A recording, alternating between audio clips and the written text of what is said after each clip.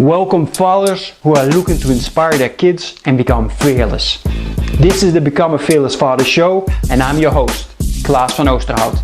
I'm a father of 2 boys, husband and entrepreneur. This show is created to teach you how to take control and enjoy the most difficult job you've ever faced, fatherhood. I'm going to keep it real and share real life experience. A heads up, there is no magic pill. You will have to put in the hours, sweat and tears to achieve victory. Are you ready to improve your health, wealth, relationships, knowledge and become the hero your family needs you to be? I know you are.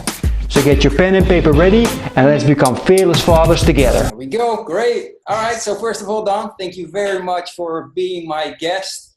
The 3rd one so far on the shows of Become a Fearless Father. Very excited to have you on. We know each other for quite some time now. Yes. However, of course, the people that are going to see this, they don't know you yet. So let's start with that. Can you explain a little bit what's your story, where you're from, and what have you been doing in your life to get you where you are now? Yeah. Well, basically, I start with I'm a father. That's relevant to what we're talking about here. So I'm a father of 2 teenagers. I've got a 13-year-old daughter now and a 15-year-old son. And I'm also alpha to a 5-year-old Damascus wolf dog who's nuts. I'm the only one that can get the slippers off of him when he decides to run off with them. He doesn't listen to anybody else. So I class myself the alpha in that respect. But I'm also, I'm lucky to have been married now for 23 years to my amazing wife, who's very understanding as well. And, I think she would probably describe me as like an emotionally aware Dr. Spock who looks like Shrek. It's that kind of rounds me up, I think. But my kind of background, if you like, I'm a former mechanical design engineer for 18 years. And that was kind of, that was my career. That was what I was doing. But in parallel to that, I've always been interested in martial arts and contact sports. When I was at school, I was the kid that was I was the science geek, but the sports freak at the same time. I was the kid that had the broken glasses that liked the contact sports. I was a bit weird. Most people didn't really get me. It was, why do you like that stuff? Why do you, the stuff that hurts, why do you like it? And I just like that challenge.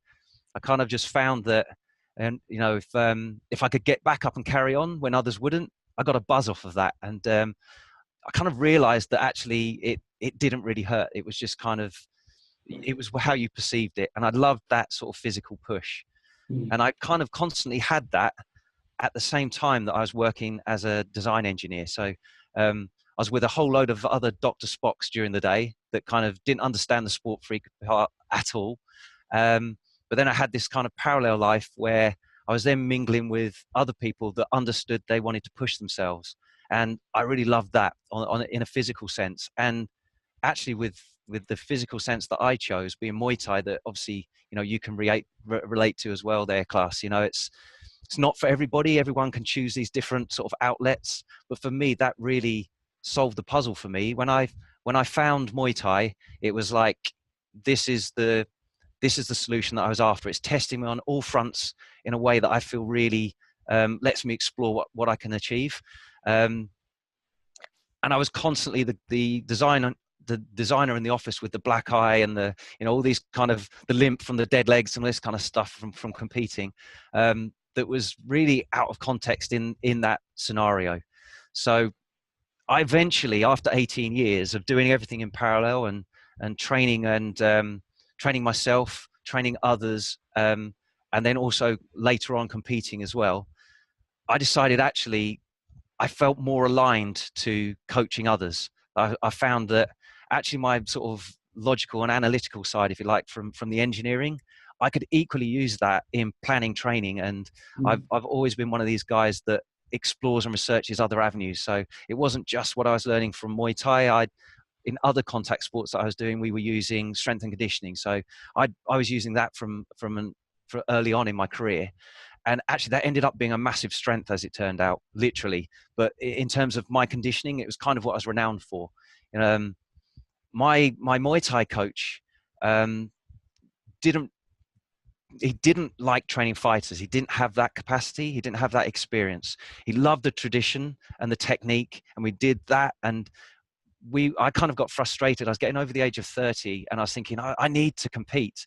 And we were only doing what we call interclubs in the UK, which are like non-decision fights, probably once or twice a year. And by the time I was coming back to doing my next interclub, I felt like I was starting again, and I wasn't getting momentum. And I eventually kind of had to speak to my coach and say, look, I really want to compete. And he basically said that I can't afford the time to do it. If you want to do it, you're going to have to do it yourself and arrange your own fights, sort out your corner, because I can't get there at the weekends. And if anyone else wants to fight, you'll have to do it. You have to sort them out as well. So I was kind of like, well, you know, I really wanted some guidance on this, but if this is the only way I'm going to do it, I will research it myself, carry on, because I'm used to doing that, and just see how far I can push it.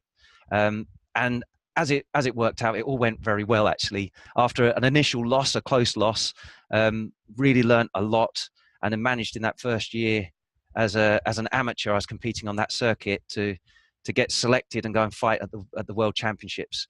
And at that stage, the bit I was still missing was how to corner a fight, how to psychologically and physically prepare immediately before a fight. I had all the longer term stuff, but not that imminent, what you do at ringside. All that side was still a mystery. No one had shown me that. I was observing what the other coaches were doing, and learning and doing whatever I could to find out.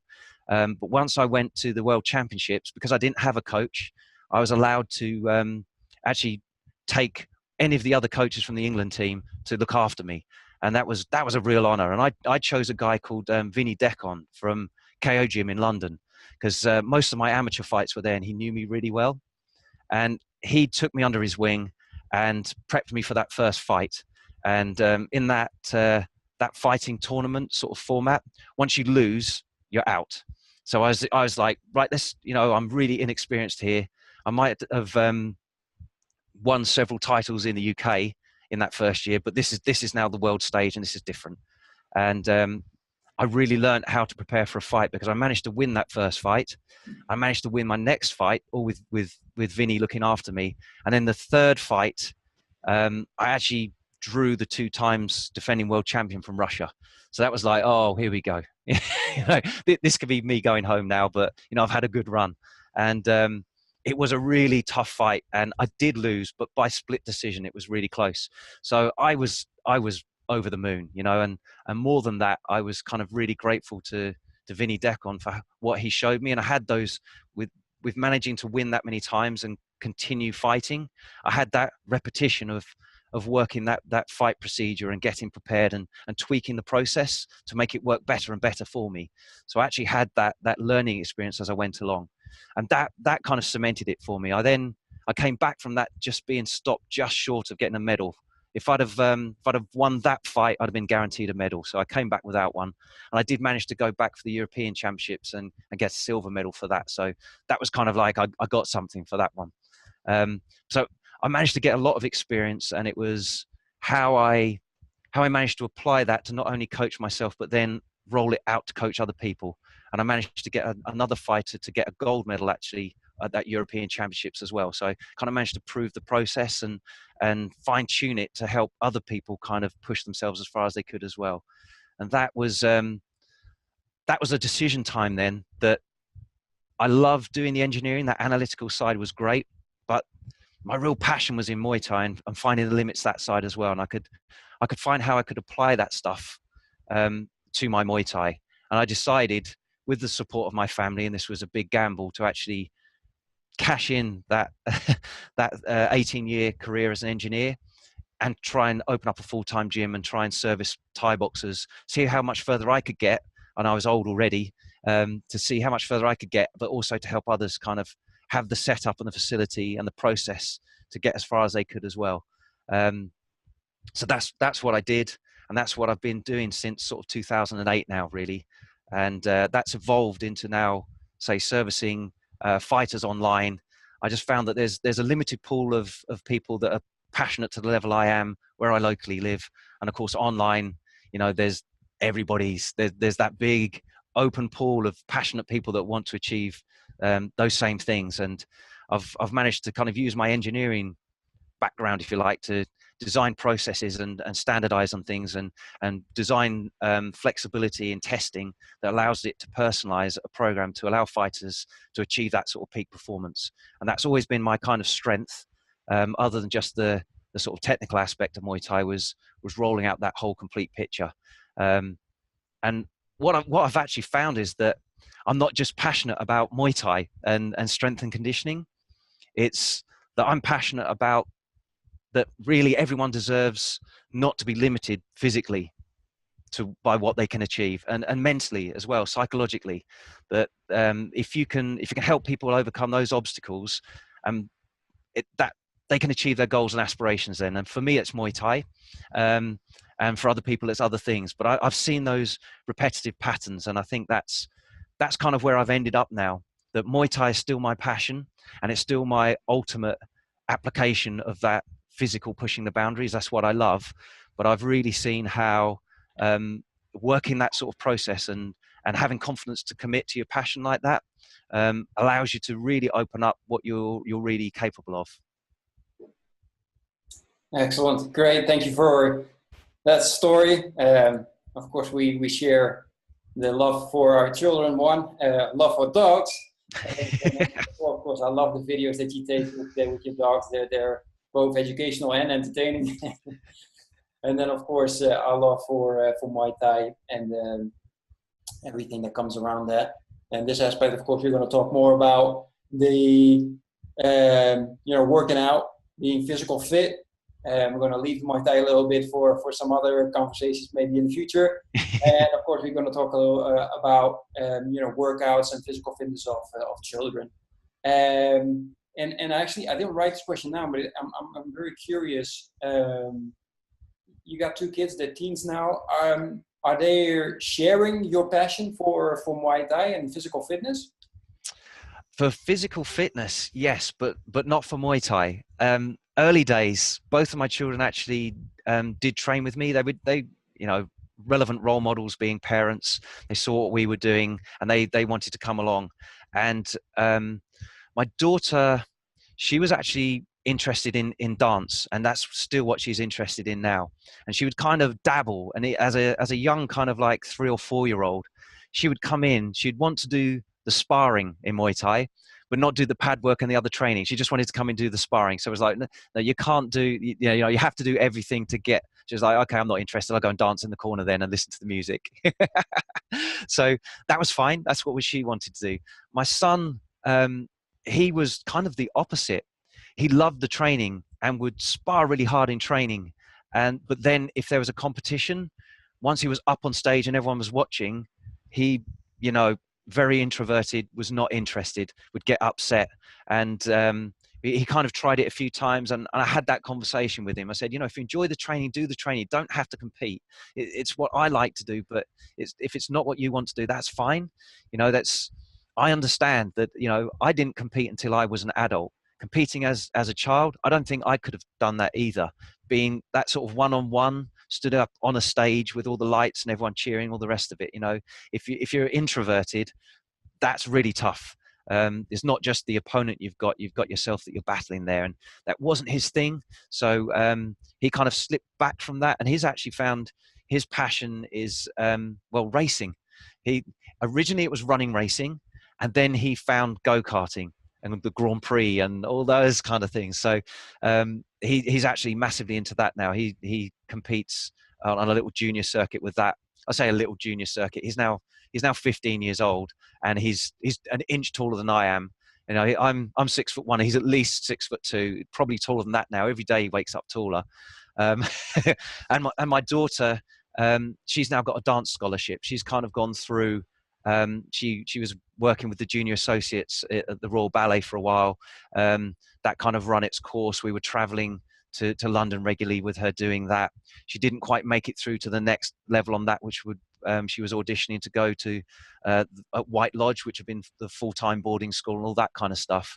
Which actually, although my wife and I supported her on as much as we could, we were kind of like, she's too young to go away to full-time boarding. We didn't really want her to, but we supported her to do it, and she didn't quite make it. And that was a blessing in disguise, because I think in terms of maturity, she didn't have that ability psychologically to handle being away, I think, as well. And I think that's, they very much saw that they're looking for not only the ability, but can they handle being away from parents for long periods of time and all the rest of it. So she didn't get through on that. But yeah, both of our children are very much into what they're into, and it's not necessarily the same thing that my wife Deborah and I are into as well. My wife's an ex-fighter as well, and into her strength and conditioning, and also actually a qualified personal trainer, but she kind of chooses not to. She just lets me do it.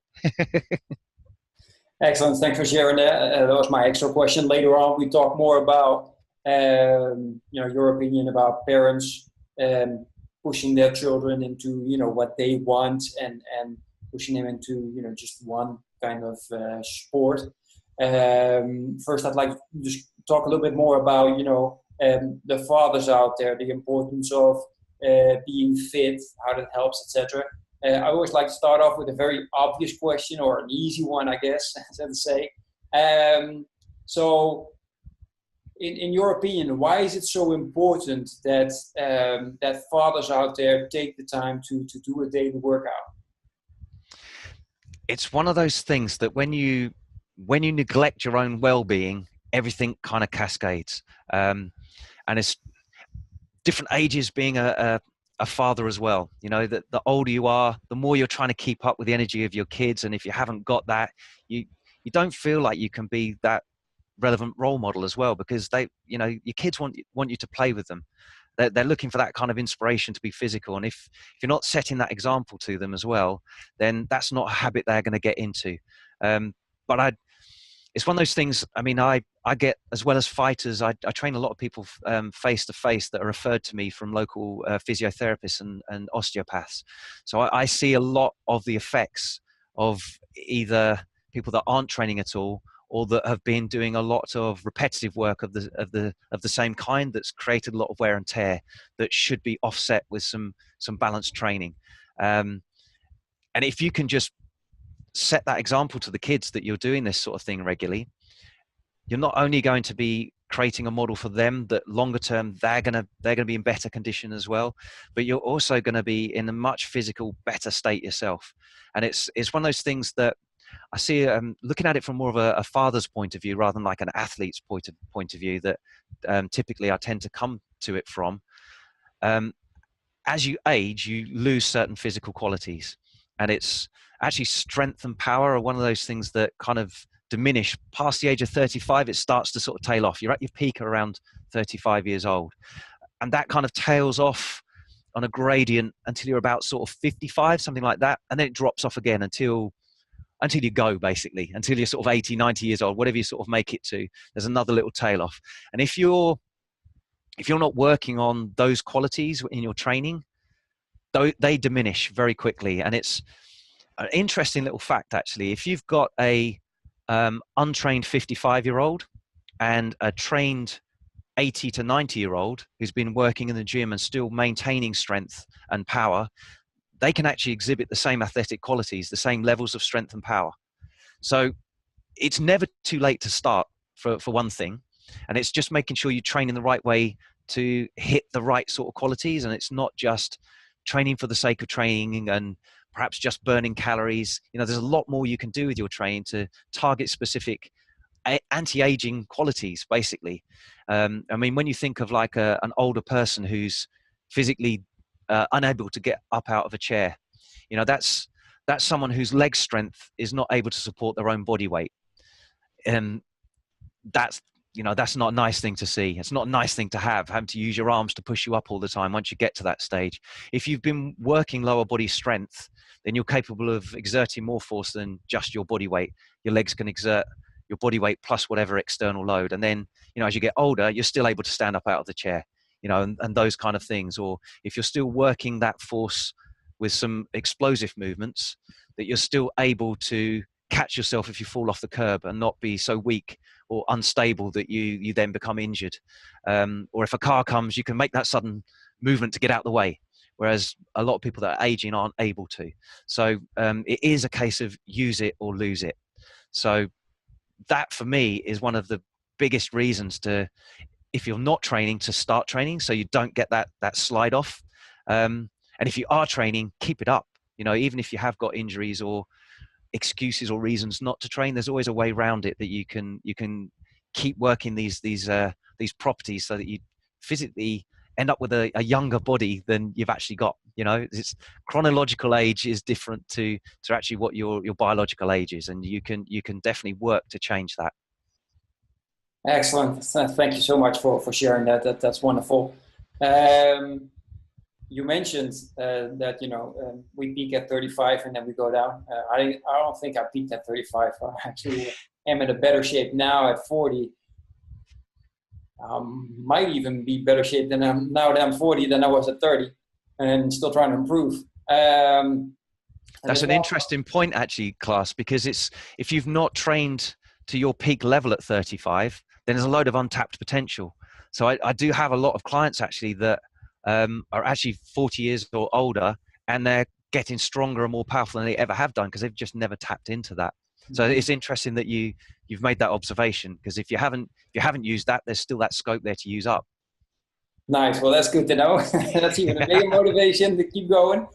Hey, sorry for the interruption. I know you're really enjoying the show. Just want to make sure, if you're liking this information, please subscribe and press the like button. And also, go visit becomeafearlessfather.com. You get the opportunity to share your biggest challenge at the moment as a father, and it gives me the opportunity to try and help you overcome this. Thanks, and enjoy the rest of the show. But what I want to get into is, when I was 20, in my 20s, I was really fit, worked out a lot. I played soccer almost every day. That was still my soccer history after going into Muay Thai. But as soon as I got a job, I stopped spending time on working out, became larger, so to say. Let's keep it nice. More tired, less happy, and my reason, let's say excuse, and I think it's the number one most fathers and most people are using, is I don't have the time. I'm focused on work, I'm trying to get that money, I don't have the time. So what's your philosophy on this number one excuse, and what kind of system could one put in place to change this habit? Because then it turns into the habit of not working out anymore and no longer have this excuse. For me, it's about when you're training, doing the right thing. So not wasting time doing the wrong thing. So you're looking, and this is where strength and conditioning, which is targeted for athletic performance, it targets specific things. So you're not just training perhaps to just burn calories. There are health and fitness benefits, but you're looking to achieve a specific purpose when you train. And if you can structure your training so that you've got a program that you're working to, you can literally achieve that purpose in 30 minutes or less. If you're doing the right exercises, using the right kind of loading and rest and work intervals and all this kind of thing, you can target specific things, get it done, and move on. So, I mean, at my worst case, when I'd actually had to stop competing because I'd picked up a long-term elbow injury, actually, at the same time as I'd opened a full-time gym, I wasn't able, all of the equipment was there, but I was so busy with that and with the family as well, I didn't have time to do my own training. So my own competition side had to step back. But I was literally just I was having some pretty good maintenance with just an hour's training in a week, 2 30-minute sessions. And when I did those 30-minute sessions, I had an absolute target on what I was looking to achieve in terms of strength, power, and speed, or a specific fitness. And if you can, and my body composition and everything stayed because I was managing my kind of calorie intake to balance my activity levels as well. It's when that kind of skews and goes out of whack, when you're consuming more calories than you need, that's when you're going to start putting on weight. But if you can kind of eat in a sensible way to maintain your body composition, and exercise working a specific thing, then actually in very minimal time you can have a really quite a dramatic effect, whether that's to maintain what you've got or even to kind of slip things back the other way. Obviously, if you're trying to lose some body fat, for example, to get your body composition better, then you're going to need to do more than 2 sort of 30-minute sessions. I would say if you can spare 2 hours in the whole week, and you get your body, get your nutrition right, your calorie intake right, then you can have a really dramatic effect with that. You know, just say 4 30-minute sessions in the week. That would be enough to do it. But it's being really specific and targeted in what you do and not wasting your time when you do it. Exactly. Well, that's great that you bring that up. I try to train every day, at least from Monday to Friday, every morning, a small session. And in the afternoon, I'm trying to find what I call energy reviving boost session or whatever, because that's what I did. But I'm still looking, and that's what, you talk a lot about your training has to be effective. Now, we've talked about the excuse. So, just people have to find the time. That's logical. They should. And we've talked about the benefits. Now the person says, okay, yeah, I'm going to go back and I'm going to start training again. But there's so much information overkill, because you start looking online and there's so much, and then get in the best shape of your life with only 5 minutes a week, or, come to our gym, you get a special package and you only have to train 2 hours a day and we get you in shape like you've never been in shape before, and you get actually no results. So, what do you think about all of the advices that you get from everywhere, and, what's the best steps that somebody that's working out can take to make sure that what you're calling, the right way of training? The main thing there is the internet's great, isn't it? There's lots of information out there, but there's just so much. It ends up confusing, and there's a lot of contradiction.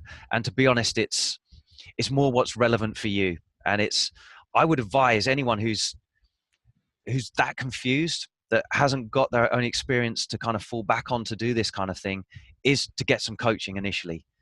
You'll soon learn to pick up what you need to be working on, and you can start kind of progressing that yourself as well. But definitely initially, if you're that confused and you need that guidance, to almost making that appointment to go and see someone, make sure it gets done, and you'll soon start forming that habit then and getting the results and moving forward. So I would try and find either someone who locally is a good coach that can help you out with that. And I would advise that, depends what you're going there in terms of, everyone's got different goals. A lot of the time people are after, when it's sort of health and fitness, it's body composition. They're looking to get in better shape. They feel like when they were younger, or before they had the family, they were in better condition, that now they're less active. Perhaps they've been having more calories. There's some alcohol going on there as well that's building up, some body fat as well. That needs to change. We need to get back to a better body composition. But I'd also encourage you, that's one motivation, but I'd encourage you to try and move better and start getting some targets in terms of being able to handle more strength and gauge your numbers. So rather than just stepping on the scales and measuring girths or body fat percentage or how much you weigh, actually go by how well you're performing and how better you're starting to move. How your sleep's improving, how your energy is starting to improve, and how you're able to interact with the family and the children better, because you're starting to stoke that furnace. And it is like that. Initially, it's hard work. You need to get that momentum going, and it soon starts turning around with that consistency. But if you really need that guidance, I'd advise you go and find someone that's going to help you get that guidance if it's that confusing for you. There are some online sources as well. So I've worked really hard actually for mine, specifically for fighters, but to provide what I offer to people face to face online. But there's still not too much of that around, to be honest. So face to face, I would find someone that can get in to find out truly what your goals are, to work around any limitations you've got in terms of old injuries and mobility issues you've got, and to then make you more robust and injury proof and allow you to do the things that you want to do, but work on movement as well as just body composition and quality there. Excellent. Great. That's great advice. Thanks for that, Don. Jay, you talked a little bit about habits as well. Once you start, it's tough in the beginning, but then you turn it into habits. And, I must say, since I started working out again, I feel really good. I'm actually getting close to 6 pack, so that makes me happy. Got a little bit of wife as well, right? Yeah. But most importantly, and that's I like that you brought that up. Look at the things that you're trying to achieve, but also look at how you're responding in your situation. So I got higher energy. But most importantly, I can play with my kids. Like I can put them. I got young kids. I'm not assuming that you're walking with your 15-year-old on your shoulders, but mine are 5 and 2, so the 2-year-old especially, he likes it. So I can run now with him on my shoulders and jump and stuff like that. So that's really awesome. Of course, since I turned this into a habit, what I'm trying to work on now is that I would like to instill this habit also into my kids. Now they're young, but I think the younger you, or when you start, it's good to start and instill the habit as soon as possible. So get them to do a routine workout or something like that, which they can then use and instills as a habit, so they use that throughout their adult life as well. So what's your advice to fathers that want to start building in this habit of working out or having their kids working out? And what's the best approach to inspire them and to instill this as a habit? Well, with children, it's about making it fun. The more game based you can make it, little challenges and things, setting up like a little assault course and saying, right, I'm gonna time you to get around this. How quickly do you think you can do it? You're gonna compete against your brother or your sister or whatever, and put in obstacles that will kind of be harder for one and easier for another, and vice versa, to set them little challenges and have a go at yourself, and say, right, I did it in this time. What time can you do it? Can you beat Dad? That kind of thing. I find that works really well. It obviously depends on the age of your children as to what you're doing with them like that. But setting up those kind of challenges, I find that kind of instills a bit of self-competition. So as well as competing against the siblings or other people, you can see if they start to get demotivated by not being able to compete, if they're kind of like the smaller sibling, then we start saying, how quickly can you do it? Can you do it again quicker this time? And I think having some sort of measure on it, and they can see they're improving rather than just doing something, I find that's really motivating for them. And even getting them to, silly things like, I was really lucky as a child. I had a really active childhood and had a lot of freedom. My parents were building a house over on a plot of land that had a lot of farm fields around them and all the rest of it. It's all built up into a big, domestic area now. But I could go and play openly in the fields, climb trees, run around, do all this kind of stuff. And I realized actually I was doing a lot of training in that time, and it wasn't specific to anything, not specific to a sport, but there's a lot of general different movements that I was practicing, pulling myself up into trees and things like that. I think everyone's hung there and tried swinging their legs up and can't get it. And then that day that you manage to get up and I'm on top of the branch, all those kind of little milestones, and encouraging your children to try and do it, and saying, you will get this. Keep trying. That's really encouraging. And I find that relevant role models of the children. For example, with my daughter, it's funny. I was scrolling back through videos and pictures in Facebook and on the devices and things, and there was a video of my daughter when she was actually 5 years old, and my wife was doing chin-ups in the gym, and there's my little daughter in a tutu, dancing tutu, and she was hanging off of a bar and copying mum and doing chin-ups, and she managed to do 4 full body weight chin-ups, and she was only 5, and I'd forgotten she'd kind of done that. And that wasn't that she was training for anything, she was just copying mum, and she saw it as a challenge. How many can we do? Mum's doing more, I'll try and do more. And I think that sort of fun and encouragement and almost a bit of a measurement that so they can see some progress really makes a big difference. But I think the key is to remember that, especially with young children, it is about finding something that's fun. And I think encouraging activity is more important than perhaps encouraging a sport specifically, because I was invited quite often when my children were at the different schools. Once the teachers found out what I did, they wanted me to come in on like the well-being days and things like that, and I'd come in and coach like a Thai boxing class or something. And it was really interesting that you'd get lots of kids that kind of had to come and do that activity, and you could see some of them were like, "Oh, I don't want to do this. I've told I have to do this." And there was a lot of them that you could see didn't consider themselves sporty, and they were reluctant to even try.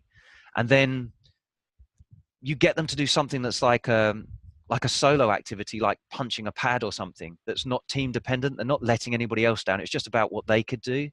You could see this spark ignite that, oh, I can do this, and I actually quite enjoy it. And it was the kids that weren't necessarily, didn't consider themselves sporty at all, and they wouldn't be doing anything else, but they found, because they experimented, that they actually like to hit pads. They might never compete in it. They just find it's fun and it's keeping them active. And I always made a point with those classes to say to all of the kids in that class that you might not consider yourself sporty, you might not think you like activities, but try lots of different ones, because I guarantee it's just you haven't found one you like yet. When you find one that you like, you will love doing it. And if my example is that I love Thai boxing, I love those sort of contact sports. If I thought all sports were like cricket, for example, I wouldn't be interested. Just that doesn't work for me, I'd get bored. And if that's what I associated with sport and activity, I'd have been turned off and never done anything else. But because I played around with lots of other things and found ones that was not in the curriculum at school, that I loved doing, that was it. That was the spark, and off I went. And I think if you encourage your kids to experiment and support them in trying lots of different things, if they want to try a different club to go and do something, take them along. They might not be, someone who's going to do that professionally, but they'll develop movement patterns that they'll need in later life, and that actually become wasted. There's a term. This I'm going to share this one with you. It's called motor morons. Okay, so it's something that I find when I coach adults, there are certain movement patterns that they just can't do. I get them to try and do a movement in the gym, and it's obvious their body has just never seen this before at all. They're not coordinated with it. And it could be as simple as throwing with the opposite hand, but it's a window of opportunity they had as a child. They never played that way or never did a sport that built that particular skill, that movement. And as an adult, it's now completely missing. So typically between the ages of 9 to 12, there's like this window to develop skill. It's slightly different with boys and girls of how they mature at different rates. But it's kind of like, as an adult, it's easier to learn a language when you're younger.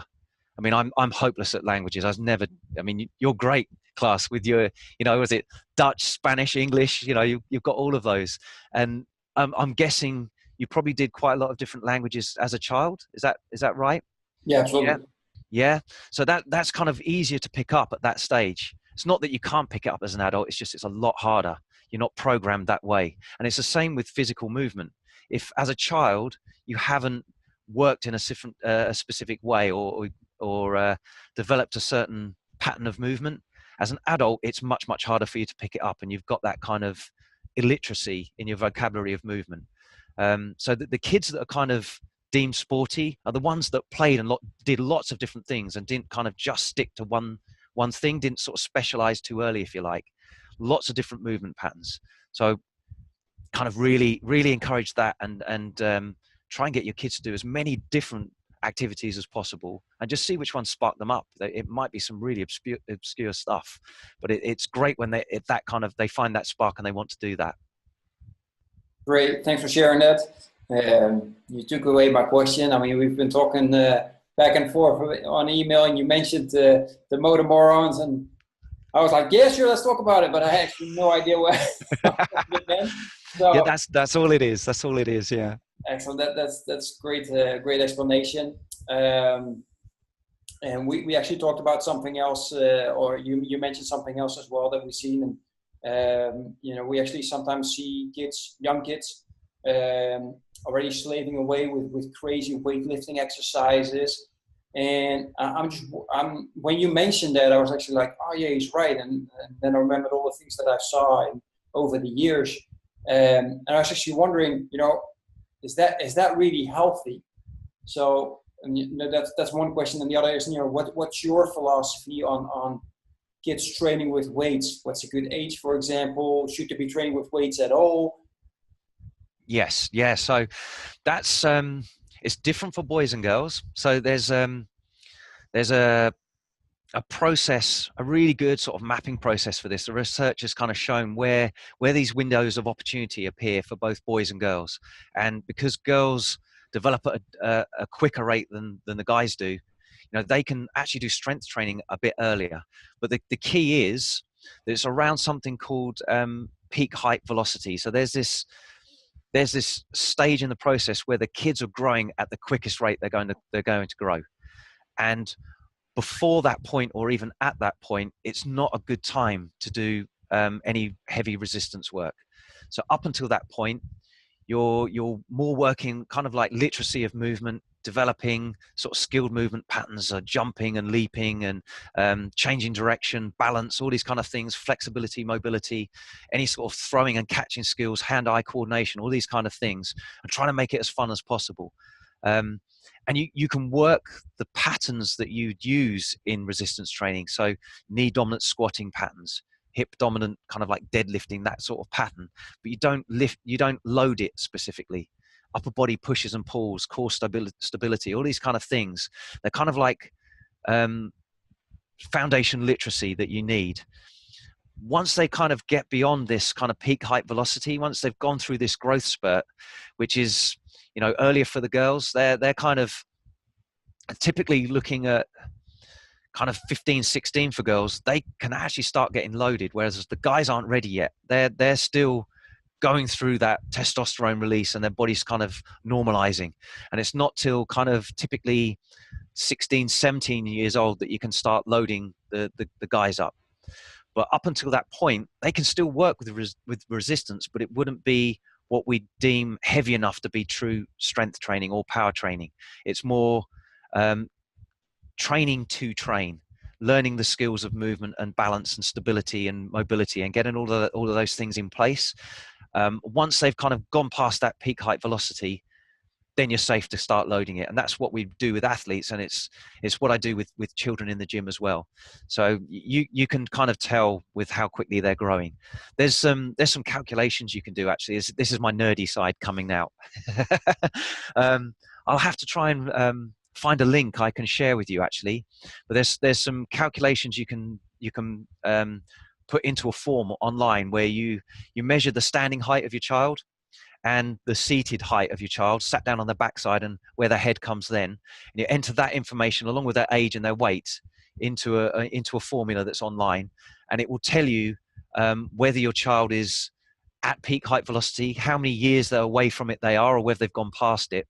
And even you can backdrive it into a bit of a calculation as to what their adult height's going to be and all this kind of stuff, which for me with sports performance is great, because I can sort of see if a child, for example, my daughter, if she's going to be too tall to be a professional dancer, and as it turns out, she's going to be the absolute ideal height. So, we're encouraging her as much as possible. Her goal is to be a professional dancer, and everything in the way she's developing means that is going to be a realistic option for her. If she was going to be way too tall and she would never have a partner that would be able to lift her and look graceful, it would be like, well, you're going to be able to enjoy dance, but actually as a career, that's not going to be something that's going to be practical for you.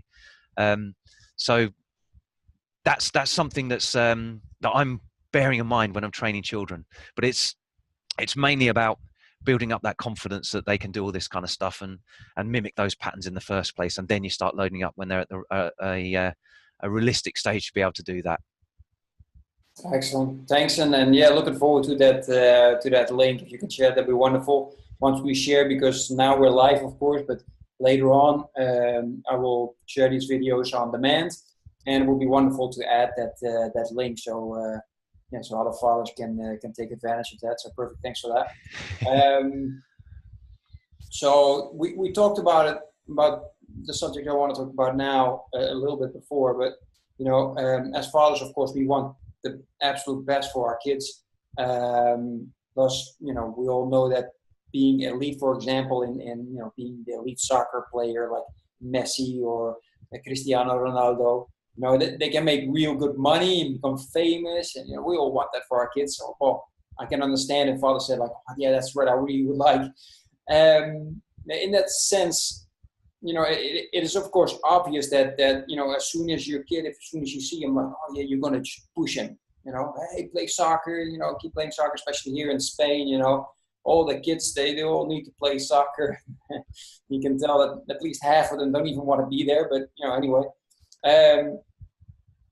So is this something that fathers or parents should do with their kids? Just, you know, as soon as possible, start to push them towards one sport, and specifically in this case, of course, you know, you see even here in regards to soccer. Yeah. So while children are still kind of under that peak height velocity stage, then it's actually more important that they see a variety of stimulus. If you've got a child who's got that ability, you obviously need to get enough hours of training in the sport specific skill and start building that up.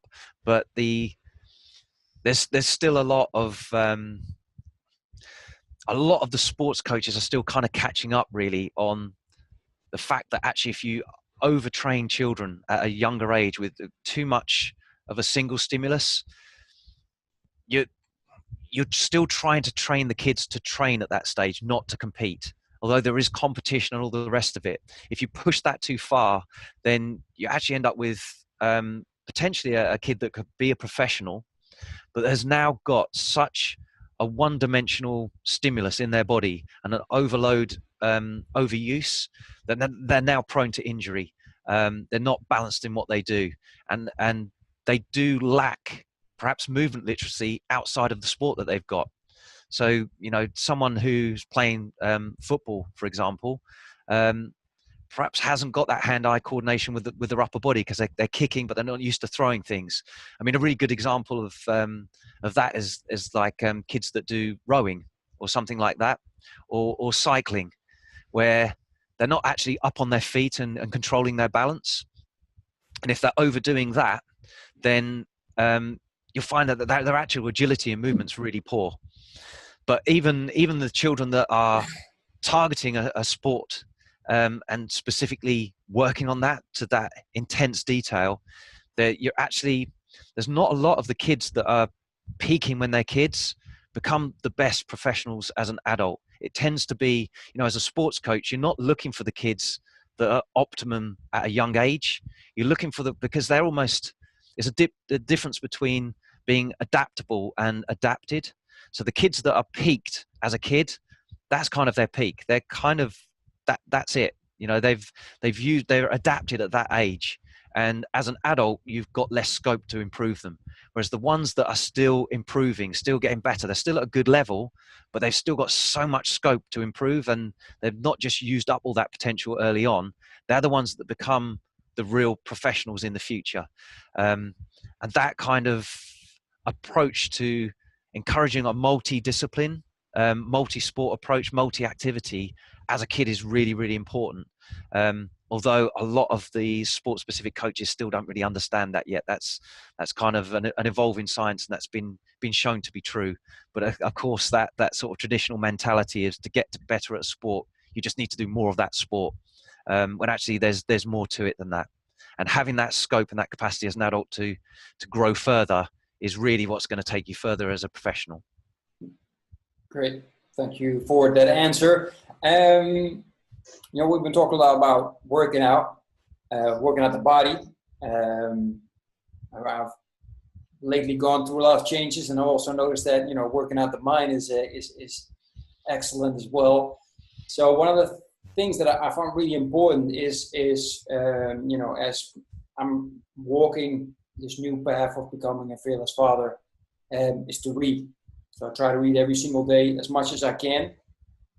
Now, could you recommend some books about working out, you know, both for the father and for their kids, that are very interesting reads and things that we can apply towards becoming more fit and making sure that our kids become more fit as well?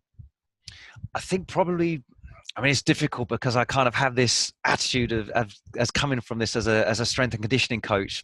But I think one of the best kind of all-round books to kind of get started with would be, at a risk of kind of being too complex, but being really functional, would be Mike Boyle's functional training books.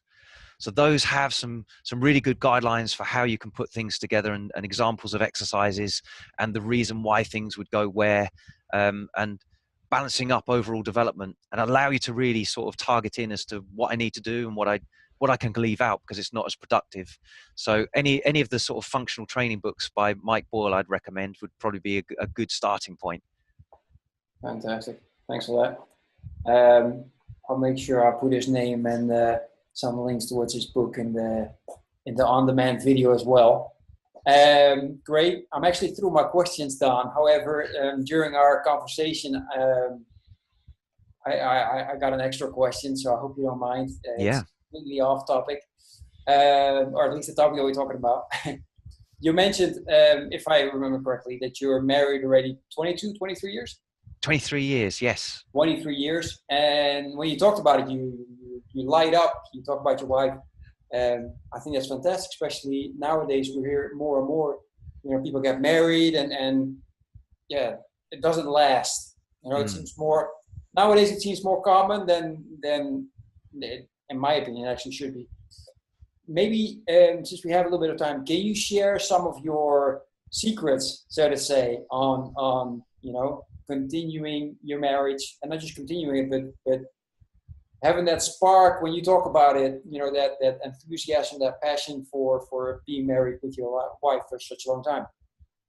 Well, I think I was very lucky in that I kind of met my wife Deborah, and obviously found her incredibly attractive, but also she was kind of like my best friend as well. So that was a real bonus.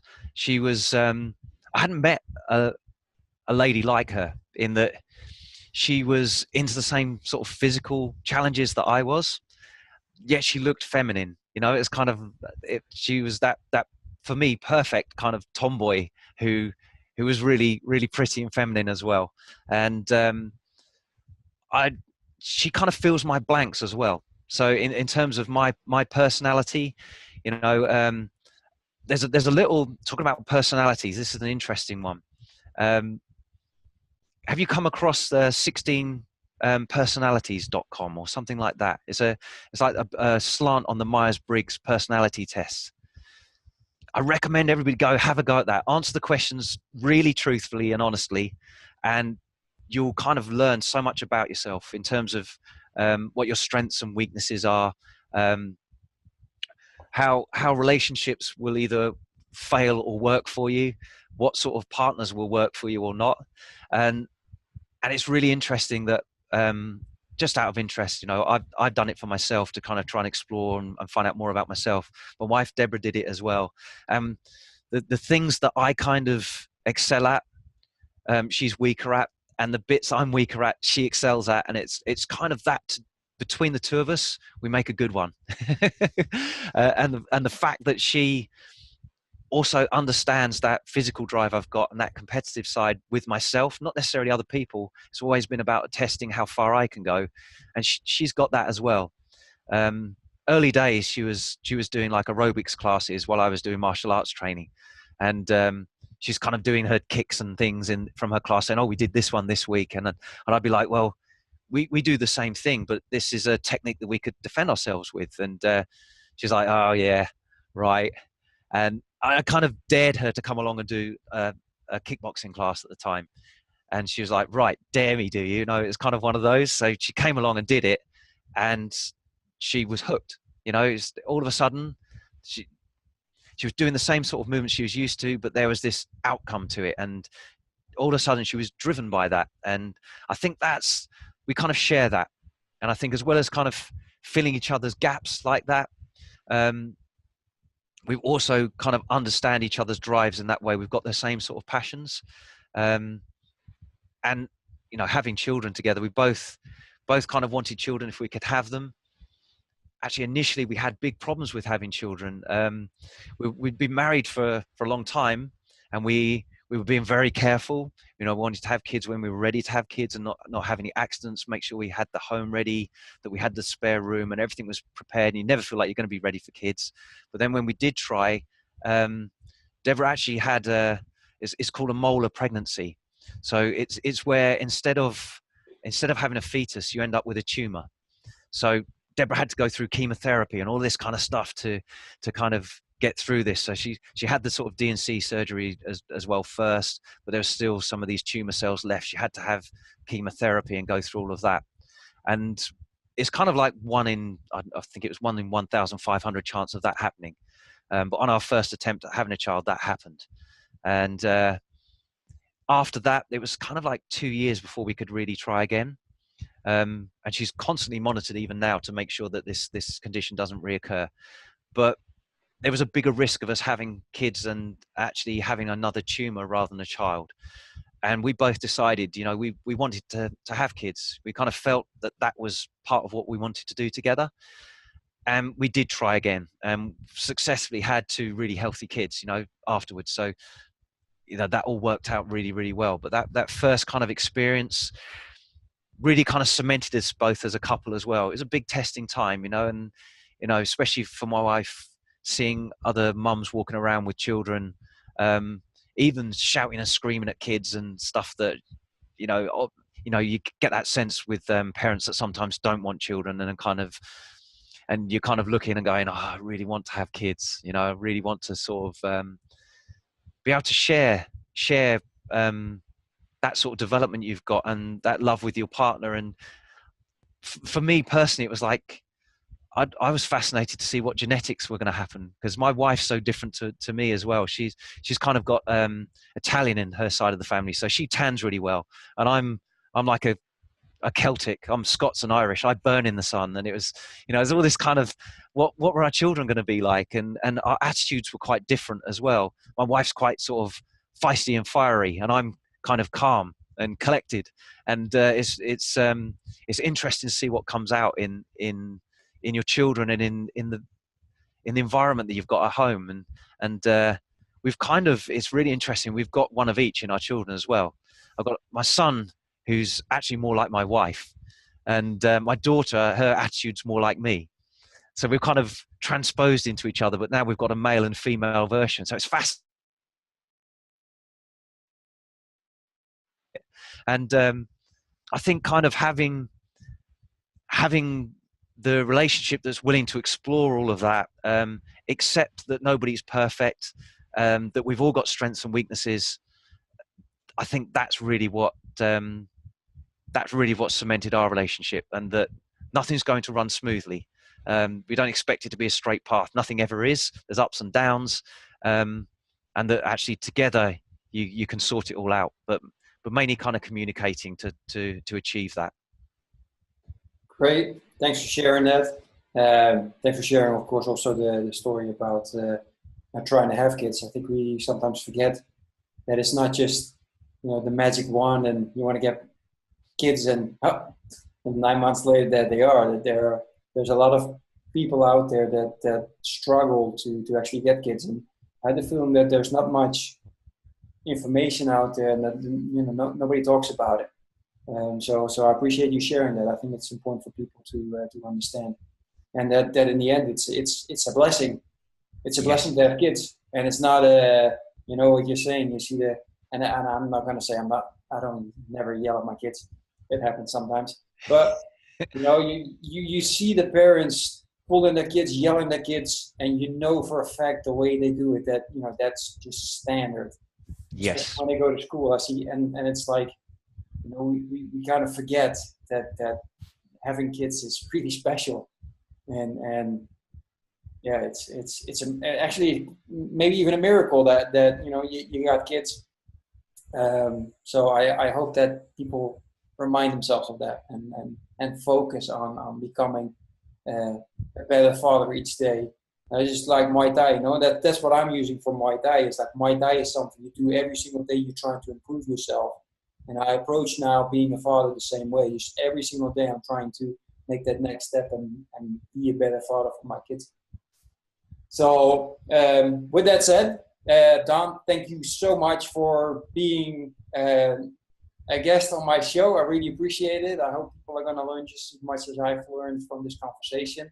It's been awesome, and hopefully in the future we can do another session.